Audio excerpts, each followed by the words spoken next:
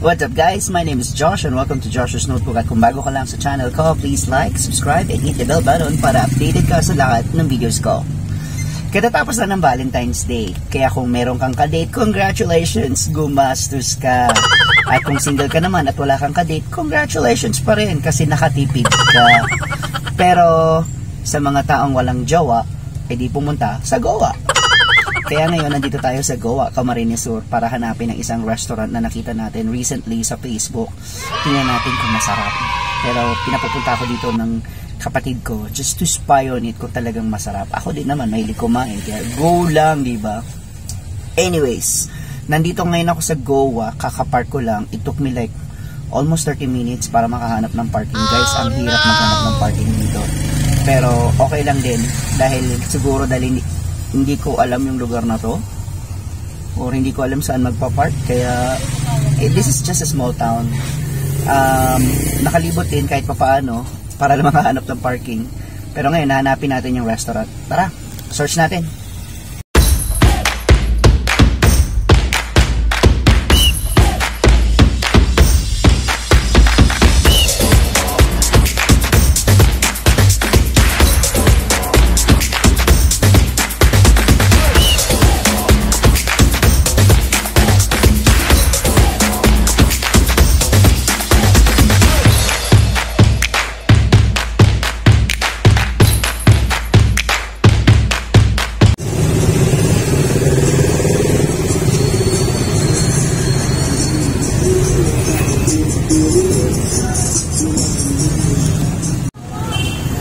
Nahanap pa rin natin. So, naglalakad-lakad tayo para hanapin yung Queen's Food House. Base sa Facebook, somewhere around here. Pero, nakita ko na yung Shawarma Shack, yung landmark, pero wala pa rin yung mismo yung restaurant. So, nagtanong na ako, sabi sa likod daw ng Jollibee.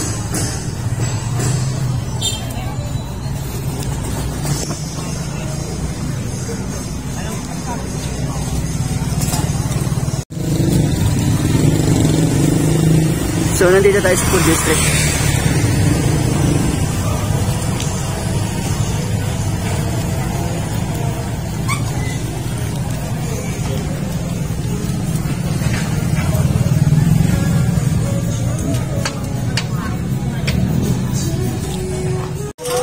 Very cozy naman.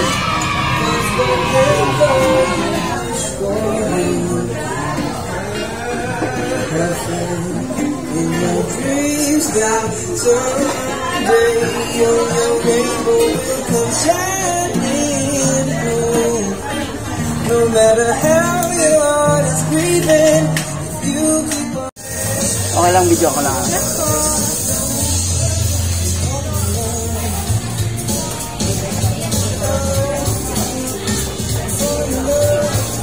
So finally nakita ko na siya. So these are the menus. So kung bibili ako na ito, wala akong 38. Unfortunately, wala kang ano, diba, kasama. So I'll choose muna for a while. So kung gusto nyo rin ng mga heavy meals, meron din sila mga bok choy, pancit canton, sotanghon. Tapos meron din mga fried noodles. Kanina nakausap natin yung mayari. Galing daw silang Davao. Medyo maingay lang kasi meron silang mga background music. Kasi nandito sila sa food district.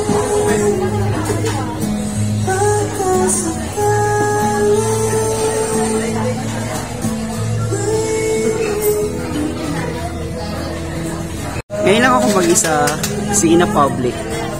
So they're in a public district. I mean, a food district. First time ko kumain sa ganito. Pero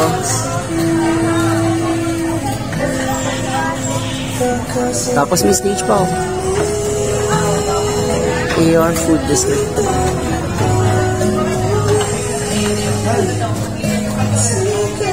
Nice. Kaya palang hirap hanapin. Pero okay lang. So cozy naman yung ano mo. So ito na nga, naka-order na tayo. So hintayin na lang natin yung request kong clubhouse. order din ako ng mango shake. And then, magpapalibre daw sila ng halo-halo. Alain mo yun. Hindi ko alam kung. Pero nahiya ako bigla kasi unang usapan pa lang namin, sabi ko kung pwede ko picturean tsaka ano. Ganon sila ka-generous guys. Parang hindi ko alam, bihira na kasi ako malibre. Kaya hindi ko alam kung paano tumanggap. Kaya Queen's Food House, thank you very much. So nagpa-onyaya. Basta magpapa-interview si Ma'am Roxanne. Isa sa mga partners ng Queens. So kikilalanin natin more about Queens. And then, wait lang natin. Umusag lang tayo sa mas malayo dun sa speaker. Kasi malakas talaga yung tugtog. So, tambayan to guys. Kung gusto nyo to ng mga barkada nyo o ng family nyo just to chill out. So, dito lang siya sa likod ng Jollibee. So, kung mga taga-Goa, yan, alam nyo kung saan to. Pero, ako nahirapan ako personally paano hanapin itong lugar na to. Pero hindi naman ako nagre-reklamo. Pero syempre, ano lang din, count na rin siya as adventure. Wait lang natin, order natin guys. Hi guys, so dumating yung in-order natin. At papalalaksin si Ma'am Roxanne. Ayan. So, welcome to Joshua's Notebook. So, yun yung pangalan ng channel ko. So, ma'am, curious lang, kasi nakita ko lang tong Queen's Food House sa Let's Go Partido. Okay. So, pwede naman, bakit siya naging Queen's Food House? Since na pinay namin ang Queen's Food House, yung stepmother ko, pangalawang anak niya, pangalan is Queen Isa Villegas, which is kami yung nagbigay ng pangalan. Ako yung nagbigay. Ako yung nag-isip ng pangalan niya. Then why not? Queens naman yung ipapangalan namin sa business nito, sa food business. Kasi yung first niya anak, si Gwen, yun yung pwede na pinangalan sa vegetable supply. Okay, so si Queen sa food, Sa food. tapos si Gwen sa vegetable. Yes, so. So family, ano pala to? Ganun talaga nauuso yung mga family, yung mga... So, ilan ang branches niya ngayon? For now po, isa pa lang kami, sir. Isa pa lang to? Yes, ito pa lang. Pero nag-planning na kami ng kami ng food cart dito sa labas lang ng Goa Central. Okay, so how's the business going after this pandemic? Medyo, kabado. Kasi syempre, down kami. But naging strong kami. Kasi iniisip namin na ganito yung business, may up and down. Oh, ganun So talaga. yun, sabi namin noong una, medyo mahirap mag-handle ng tao, ng customer. Sa pagkain, gusto talaga yun. Kasi malalaman natin yung anong gusto ng tao, anong patok sa ngayong pandemic na ito. Speaking of patok, ano ba yung patok sa business niyo ngayon? Ano yung bestseller ng Queen? Yes, yun. Yung unang best seller talaga is yung shake, fruit shake. Okay, fruit shake. Okay, order din pala ako ng fruit shake nila. Yes. So, pinicture na natin po kanina. So, mango kasi gusto ko ngayon dahil bihira akong makaano ng mango. Okay, so, fruit shakes talagang ano Yes na. po. So, you started with fruit shakes, tapos? Next po yung paglabas naman dito sa is halo-halo naman. Ito naman yung halo-halo. Ito naman yung, kanina pinicture din natin yung halo-halo. So, they gave us halo-halo, guys. Titikman natin. Yes. And then po yung clubhouse, magkasunod kasi sila ni Shane. Kaya pinupush na sila namin kasi parang iba naman yung sa dalawahan. Normally nga pag clubhouse, ang ano lang nakikita ko is pricing sa ano. Sa inyo mukhang, sabi ko mukhang ginalingan na. Nachos talaga yung nilalagay namin. Nachos. Okay.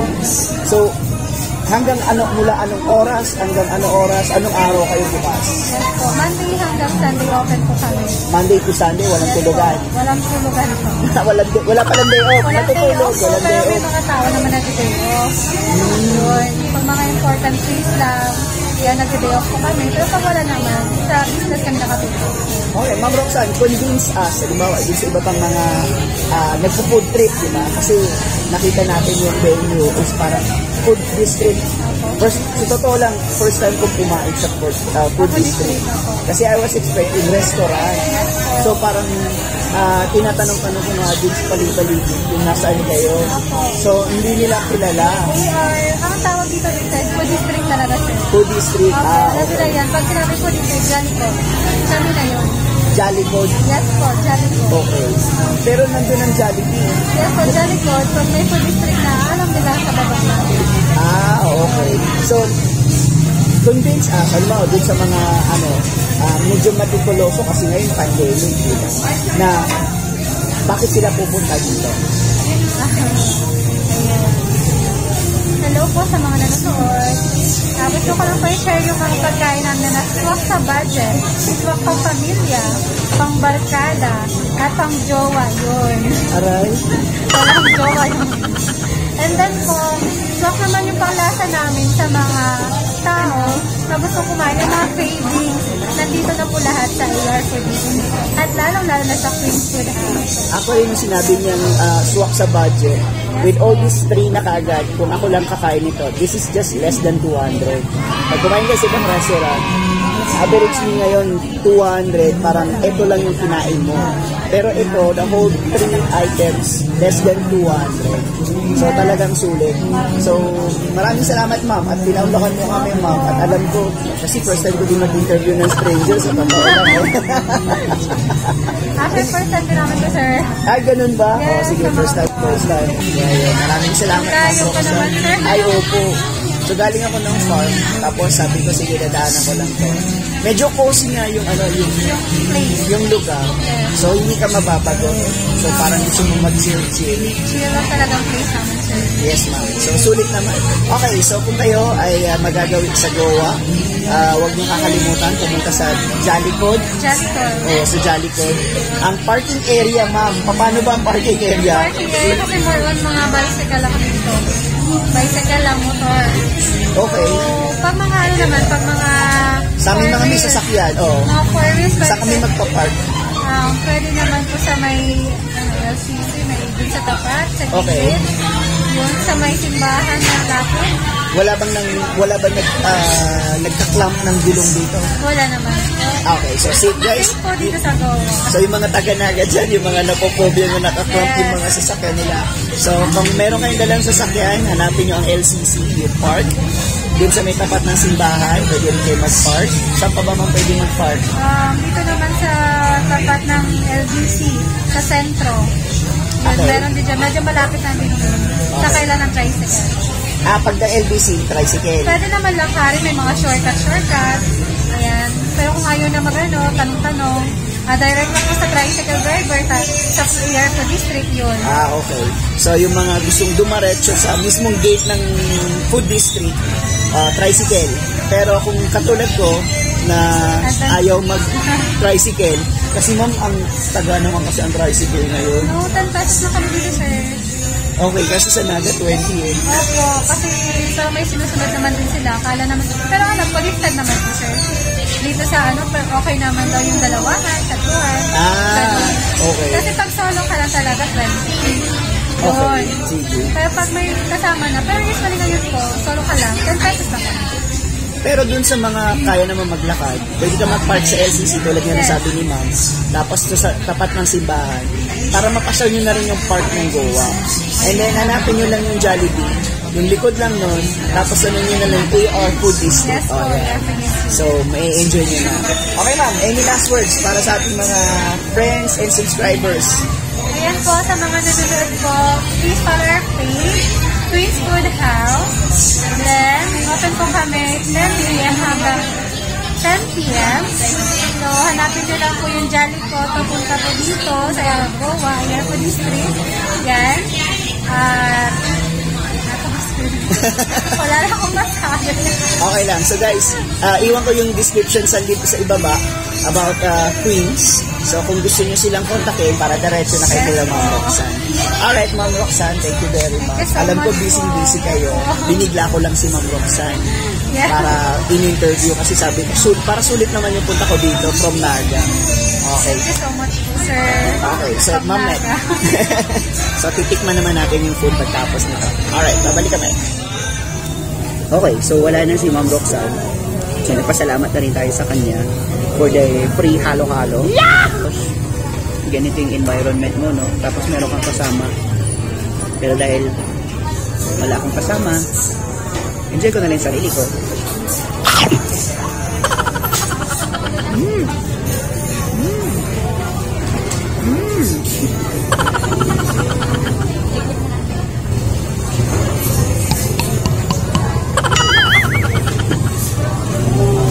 Later! So, finally, naubos ko na din. So, nakakahiya naman kasi kung hindi ko uubusin yung in-order mo, diba? Let's be good stewards. So, parang, sa binayad mo, parang sulit, sobra. As in, speechless pa rin ako. So, tinira ko yung mango shake nila kasi ito yung magiging ending ko sa pagkain ko ngayon. So, again, Ma'am Roxanne and Queen's Food House, maraming salamat po. Sa mga gusto pa rin tumambay, gusto makikain din sa kanila. Again, lalagay ko yung description sa baba. So, you can visit their page and then you can contact Ma'am Roxanne anytime. So, you would like to cater, gusto niyo magpa-cater or gusto niyo umorder. Di ba anak kung nagpapa-deliver sila yun? Ma'am, papa-deliver ba kayo? Anyways,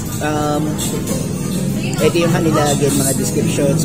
Sinay ko na rin yung pictures nila. Kinapala ko na yung mukha nila. Kinapala ko na yung mukha ko. Sorry. Iba yung tama. So, kinapala ko na yung mukha ko para i-take na rin yung pictures nila para i-promote na rin ang kanilang negosyo. Again, my name is Josh and I hope nag-enjoy kayo sa episode na ito or sa video na ito. If you like this video, please like, subscribe, and share. Have a great day.